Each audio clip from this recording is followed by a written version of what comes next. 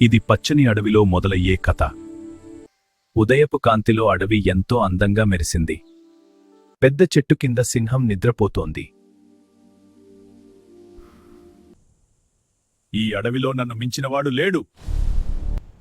సింహం గర్వంగా లేచింది. నేనే అడవికి రాజును. సింహం గర్జనతో జంతువులన్నీ భయపడ్డాయి. సింహం రాజులా నడుస్తోంది.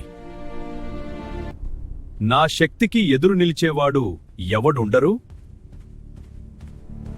అటువైపు చిన్న కుందేలు ప్రశాంతంగా గడ్డి తింటోంది. సింహానికి గర్జన ఎక్కువ, గర్వం కూడా అలాగే ఉంది. నీళ్లు ఎక్కడ ఉన్నాయో చెప్పు. నేను చెప్పను. సింహం కుందేలును గమనించింది. ఓ చిన్నదానా, నన్ను చూసి కూడా భయం లేదా? భయం ఎందుకు? మీరు గట్టిగా అరిచినా నా మనసు ధైర్యంగా ఉంది. భయం కాదు రాజా, తెలివి ఉంది. నీకంటే బలమైన ఇంకో సింహం ఇక్కడే ఉంది. ఏమిటి? నాకంటే బలమైన సింహమా? అవును, అది నిజమేనండి. హ, అది అసాధ్యం.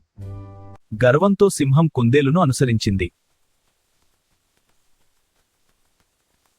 ఎక్కడుంది ఆ సింహం?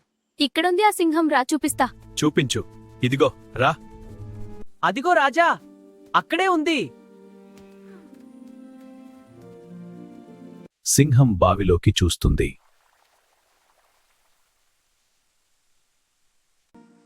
అరే, ఇంకో సింహం నన్నే చూస్తోంది.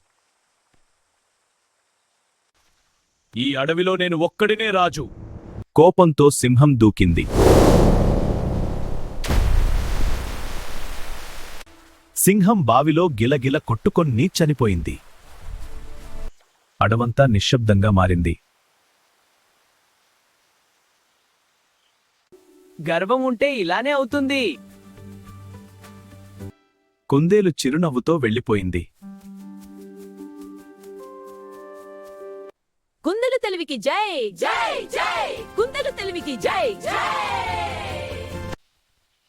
తెలివి ఉంటే చిన్నవాడైనా గొప్పవాడే.